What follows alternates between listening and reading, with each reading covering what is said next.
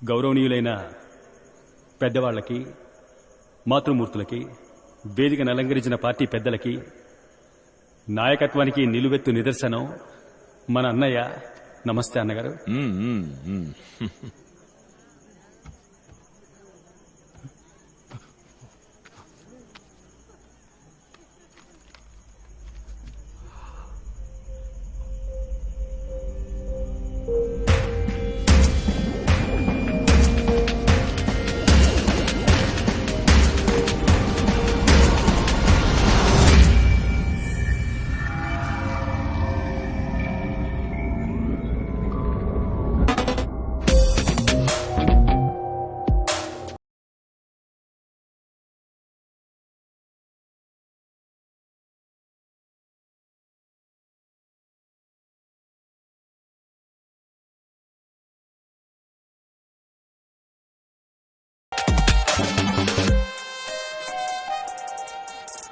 అందరికీ నమస్కారం.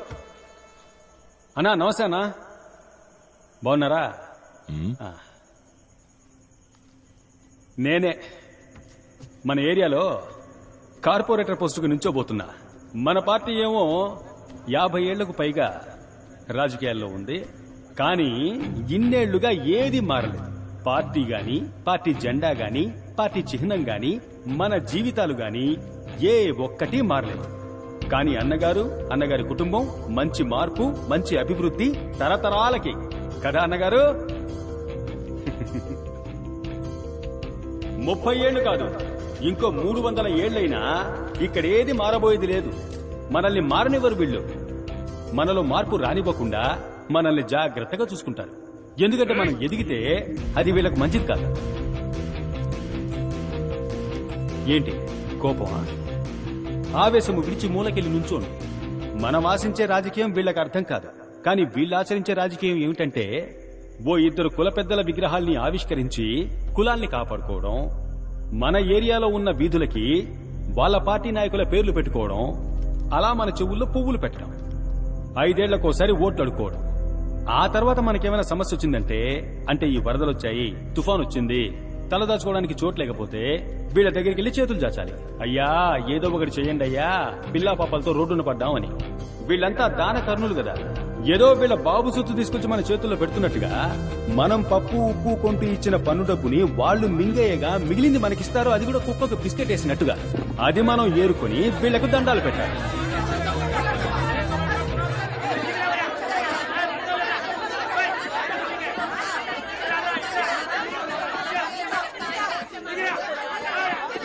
మీ కోపం చల్లారిందా? కూర్చోండి. నేను మాట్లాడేది మీకోసం కాదు, తెల్ల బట్టలు వేసుకుని మనసులు మురికిగా ఉన్న మీకోసం కాదు.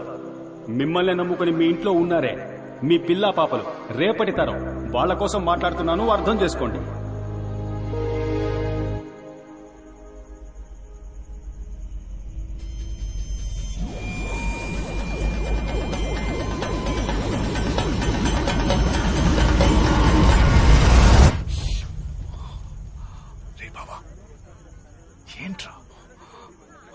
ఏం మాట్లాడుతున్నారా?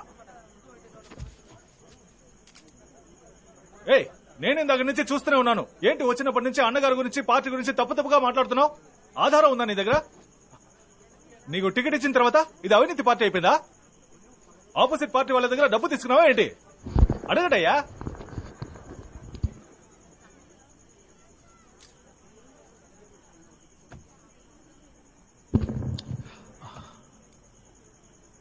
కాకికి గుడ్లగూబతో వైరం, గుడ్లగూబకి కాకితో వైరం. ఈ కాకికి గుడ్లగూబకు సెట్ అవ్వదంట. ఈ గుడ్లగూబ ఏం చేస్తుందంటే, రాత్రుళ్ళు కాకుల కళ్ళు కనిపించవు కదా, కాకి గుడ్లన్నీ గుట్టుకున మింగేస్తుంది. అదేవిధంగా ఈ కాకి ఏం చేస్తుంది, పగటిపూట గుడ్లగూబ గూటికి వెళ్లి అది పెట్టిన గుడ్లన్నిటినీ గుట్టుకున మింగేస్తుంది. ఇక్కడ అదే జరుగుతుంది. ఇదే చోట ప్రతిపక్ష నేతలు వచ్చి నా అన్నగారి గురించి ఇదే విధంగా చెప్పి మీ చెవుల్లో పువ్వులు పెడతారు. వాళ్ళేమేం ఊహించుకొని చెప్తారో అవన్నీ ఇందాక మీతో నేనే చెప్పాను.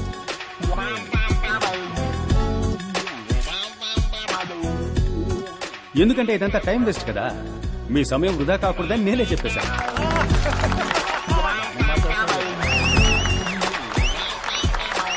పచ్చకామెలు వచ్చినోడికి లోకమంతా పచ్చగా కనిపిస్తుందట. అదే విధంగా ఈ అవినీతి పరులకి తమ కళ్ళతో చూస్తే అంతా అవినీతిగానే కనిపిస్తుంది. సమయం సరిపోతుందా వాళ్ళు చేసిన అవినీతి గురించి చెప్పాలంటే? నన్ను లిస్ట్ చేసి ఇవ్వమంటారా? అన్నగారు, నేను విషయం చెప్పబోతున్నాను, దయచేసి నన్ను ఆపకండి. ఈ విషయం చెప్పే తీరాలి. ఓ 2 రోజుల ముందు అన్నగారిని కలవడం కోసం వెళ్ళాను. అప్పుడు ఆయన నా దగ్గరికి వచ్చి చెవిలో చెప్పారు, సింహం ఏం లేదు, ఖర్చులకు ఒక 50 కావాలి, ఇస్తావా? నేను ఒకరికి ఇస్తానని మాటిచ్చాను అని అడిగారు. అన్నగారు దయచేసి మీరు అడ్డుపడకండి. మీరెవరో ఈ ప్రజలకు తెలియాలి. అన్నగారు, మీరు మౌనంగా ఉండాలని నేను ఆజ్ఞాపిస్తున్నాను. అన్నగారు 50 అడిగారు. ఏంట్రా ఇది? అన్నగారు 50 అడిగారే, నా దగ్గర నిజంగా డబ్బు లేదు. ఏం చేయాలో కూడా అర్థం కాల. ఎలాగో కింద మీద పడి ఒక 50 మోపు చేసి అన్నగారికి ఇచ్చాను. అప్పుడు ఆయన ఏం చెప్పి తీసుకున్నారో తెలుసా?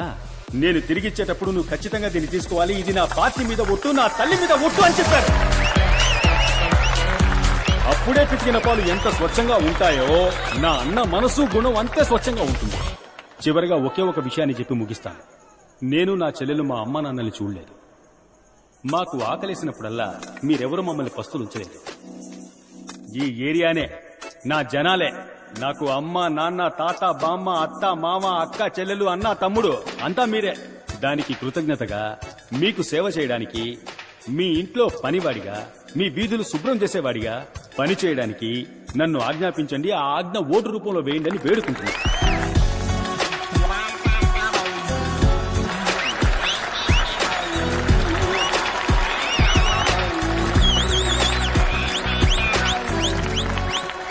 బావా, ఆ రోజు సేటు కూతురిని కిడ్నాప్ చేసినప్పుడు ఇలాగే మారిపోయావు. ఈ రోజు నువ్వు మాట్లాడింది విన్నాక వణుకొచ్చేసిందిరా. నీ మీద ఒట్టు ఎలా మేనేజ్ చేస్తావని భయపడిపోయాను. కానీ సూపర్ గా మేనేజ్ చేసావురా.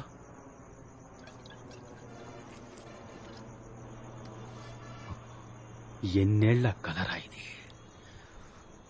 అన్నీ కలిసి వస్తున్న సమయంలో నాకే ఎందుకు ఇలా జరగాలి? నా పరిస్థితి ఎలా ఉందో తెలుసా? ఎవడో ఒకడు నాలోనే ఉన్నాడు, నా ద్వారానే మాట్లాడుతున్నాడు, నన్ను వాడుకుంటున్నాడు, నా జీవితంతో ఆడుకుంటున్నాడు. ఏమంటున్నావురా? అర్థం కాలేదా? ఒక్క ముక్క అర్థం కాలేదు. బావా, me staying inside me, talking through me, using me, but అయ్యా టార్చరింగ్ మీరా. వేర్ ఇస్ మీరా? బావా, ఎందుకైనా మంచిది డాక్టర్కి చూపిద్దాంరా.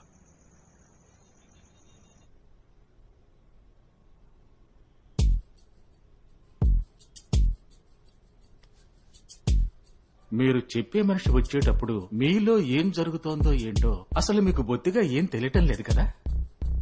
తెలీదు డాక్టర్. పోనీ ఆయనకి మీరు చేసేది తెలుసా సింహం? తెలీదు డాక్టర్. తెలీదా? అలా కాదు డాక్టర్, అతనికి తెలుసా తెలీదా అన్నది నాకు తెలీదు డాక్టర్. మిమ్మల్ని పూర్తిగా చెక్ చేశాను. మీ ఒంట్లో ఏ సమస్య లేదు, మీ బ్రెయిన్ లో కూడా ఎలాంటి ప్రాబ్లం లేదు. ఇది కొంచెం కాంప్లికేటెడ్ గానే ఉంది. మనం ఒక సైకియాట్రిస్ట్ ఒపీనియన్ తీసుకుంటే బాగుంటుంది. Okay doctor. సైకియాట్రిస్ట్ ఒపీనియన్ తీసుకున్న తరువాతే నేను ఒక కన్క్లూజన్కి రాగలను. అందుకు మీరు హాస్పిటల్లో అడ్మిట్ అయి తీరాలి. ఎలక్షన్స్ వస్తున్నాయి, నేను కార్పొరేటర్ గా నుంచుంటున్నా, ఇప్పుడు కుదరదు. ఎలక్షన్ పనులు ఇంకా ఎన్ని రోజులుంటాయి? ఒక 2 వారాలు ఉంటాయి డాక్టర్. బెటర్ నేను అతన్ని ఓసారి డైరెక్ట్ గా మీట్ అవుతాను.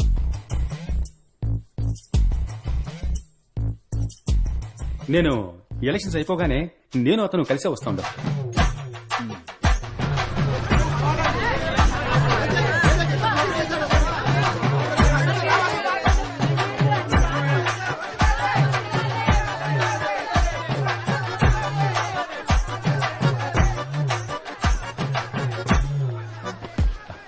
ఏంటి సేటమ్మాయి ఇక్కడేం చేస్తున్నారు?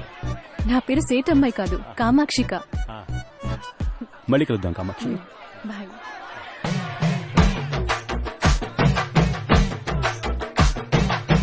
నమస్తే. నమస్తే సేటు.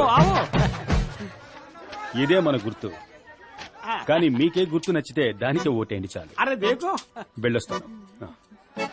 హీరో సింహం వర్ధిల్లాలి.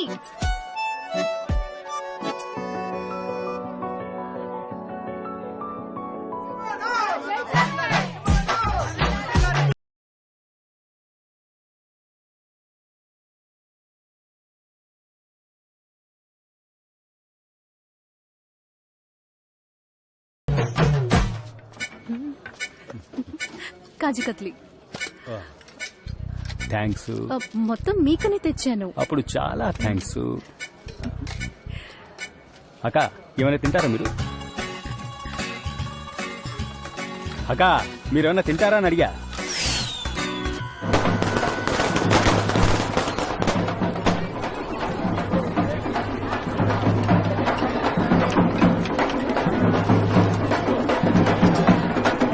బావా ఆ మంగళం లేడు బిర్యానీలో కొబ్బరికాయలో అయ్యవారు పూజ చేసి ఇచ్చే పళ్ళెం కింద డబ్బులు పెట్టిస్తున్నాడు రా. ఇదంతా చూస్తుంటే వాడే గెలిచేలా ఉన్నాడు రా.